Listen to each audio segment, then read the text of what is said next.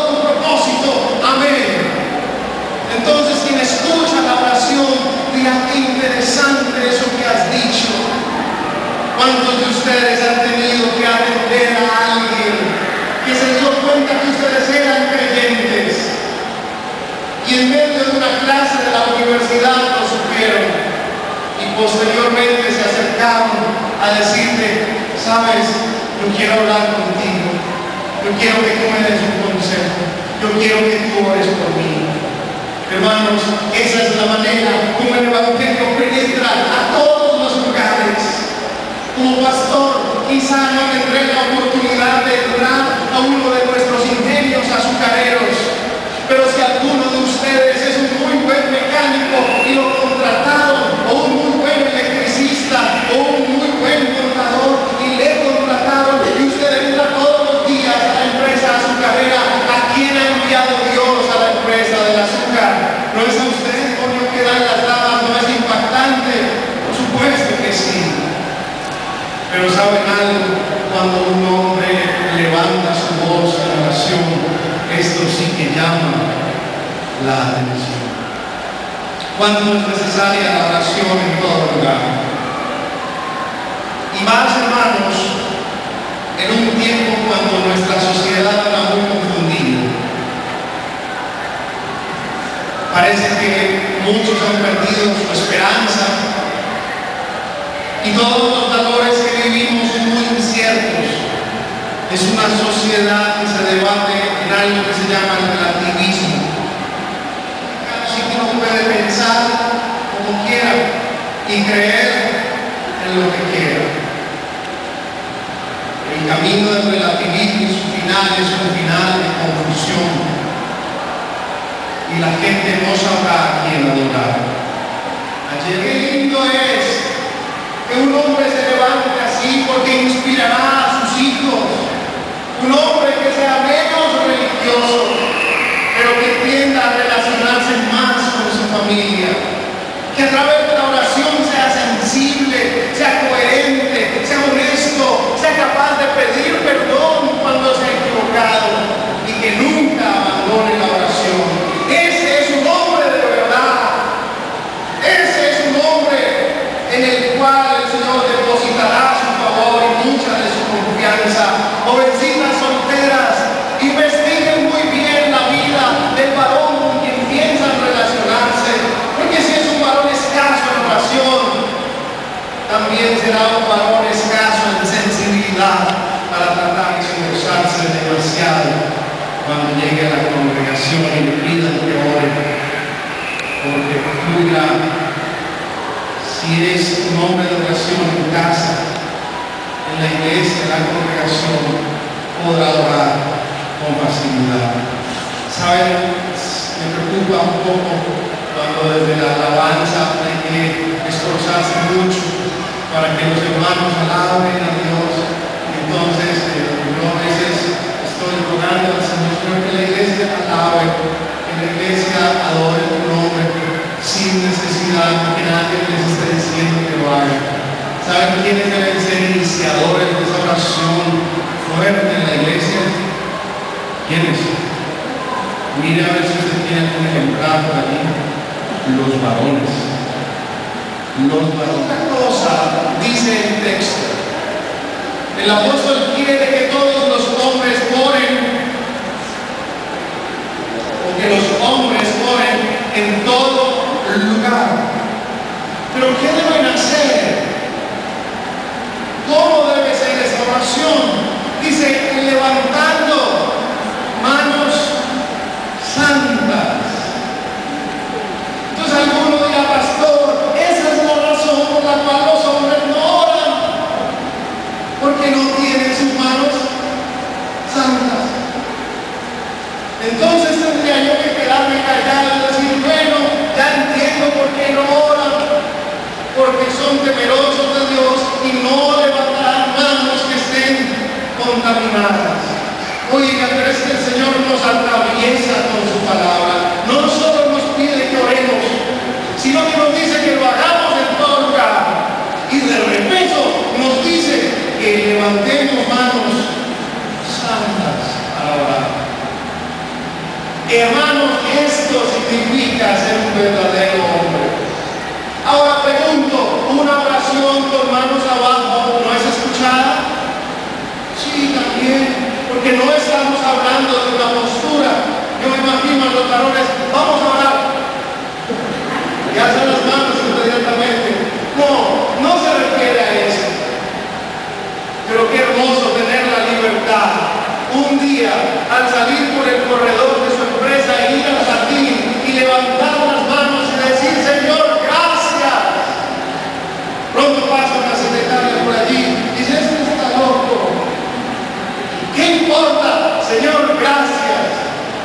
supuesto, si estás en una reunión de trabajo, en una junta, y te paras y metes un grito en la ventana, pues vas a hacer quedar mal a ti mismo, a la palabra, al evangelio, porque la gente dirá, esto es tan irrespetuoso, tan incoherente. Pero hay momentos especiales en todo lugar donde podremos levantar nuestras manos santas.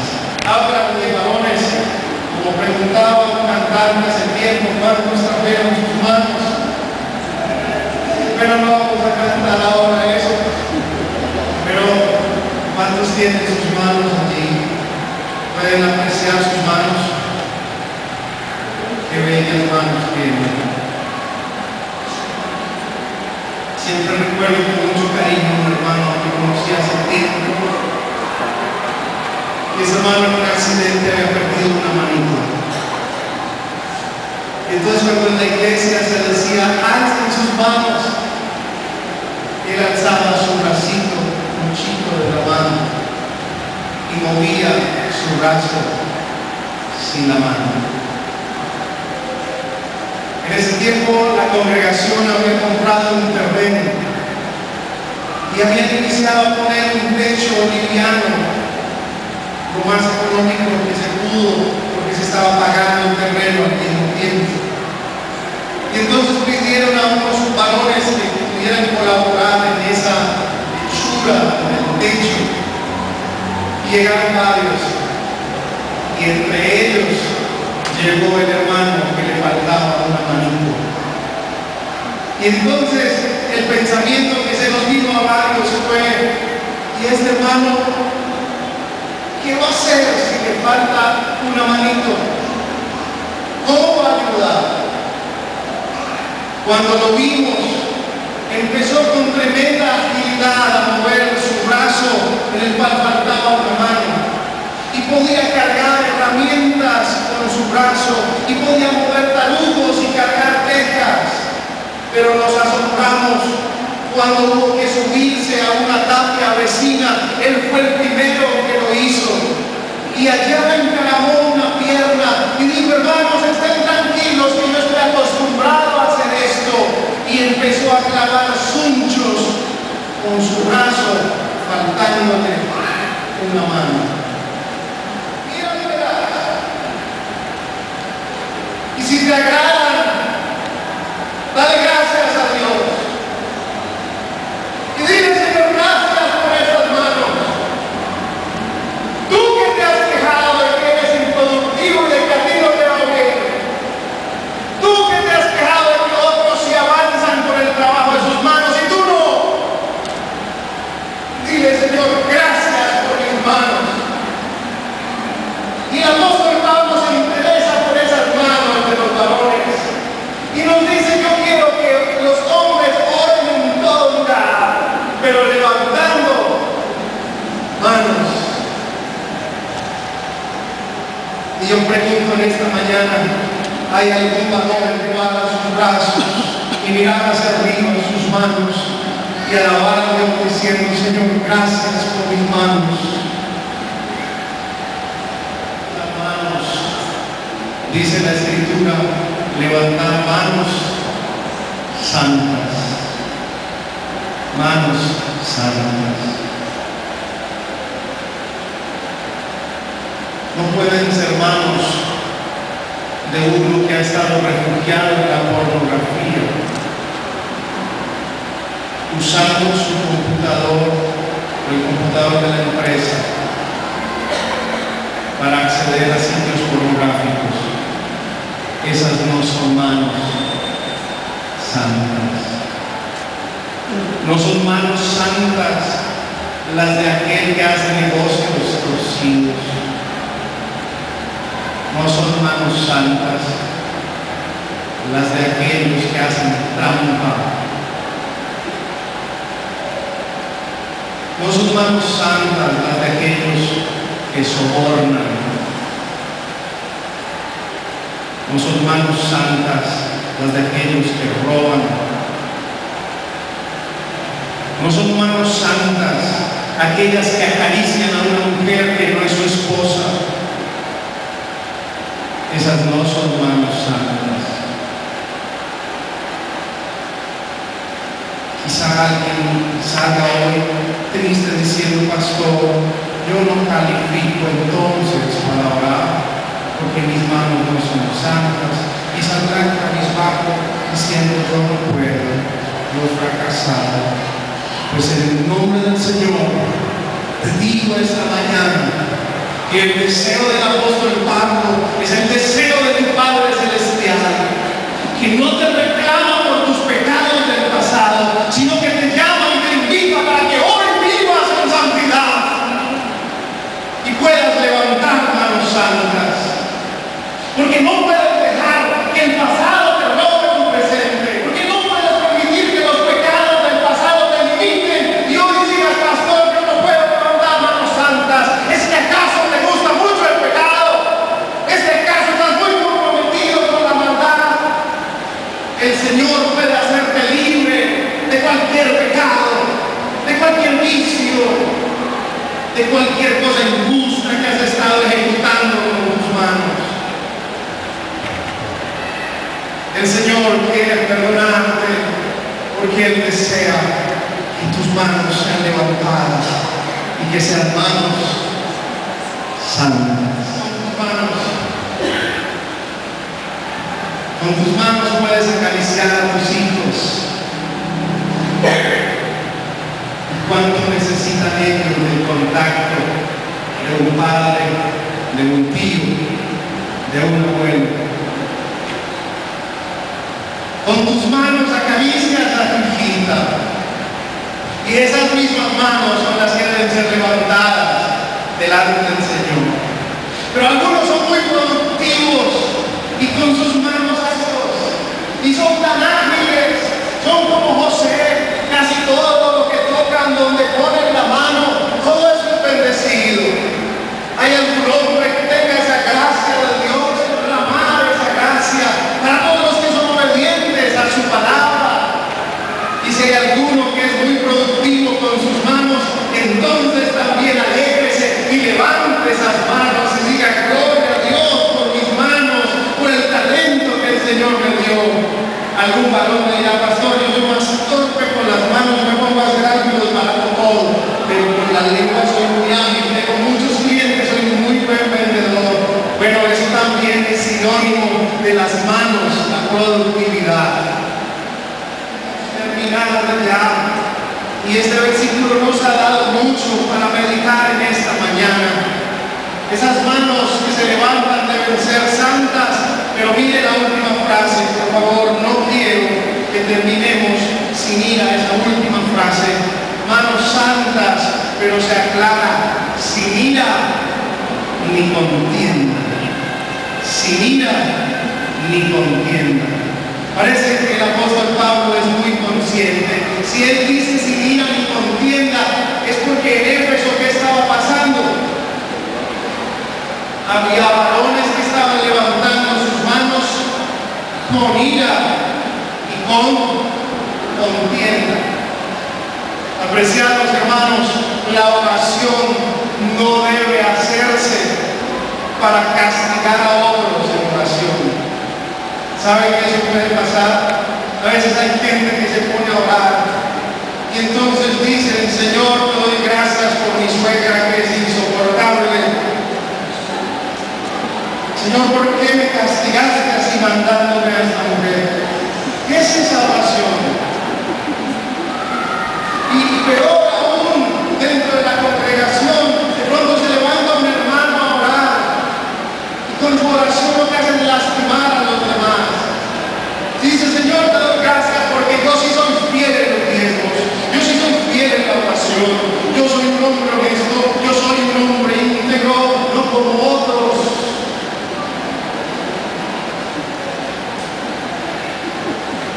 ¿Para qué una oración así? Usted dirá, pastor, eso es muy exagerado, pero hay personas que pueden orar en un grupo. Dicen, Señor, enséñanos a todos los humildes. Oración cargada de sentimiento. Señor, que en este grupo de trabajo no haya excepción de personas. Que tu Espíritu pueda fluir aquí y que haya sinceridad en el grupo. Esa es una oración con ira y contienda. Pero la oración no es un fuerte para darle correazos a todo el mundo. Qué cansón y qué odioso sería un pastor que se suba aquí a orar y empiece a dar latigazos. Señor, oro por todos los perezosos de esta iglesia. Oro por todos los que llegan tarde al culto de las 10.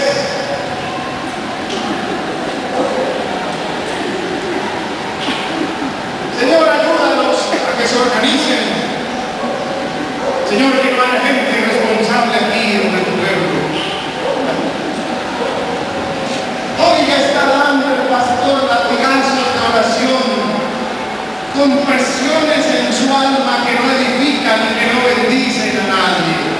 Por eso nuestra oración debe ser sin ira ni contienda, lo que dice para los esposos cuando somos toscos, cuando somos duros con nuestra esposa y vamos a orar.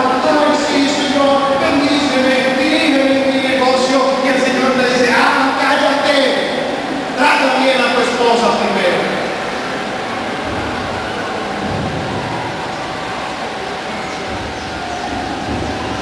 ¿Cuántos esposos han puesto queja delante de Dios?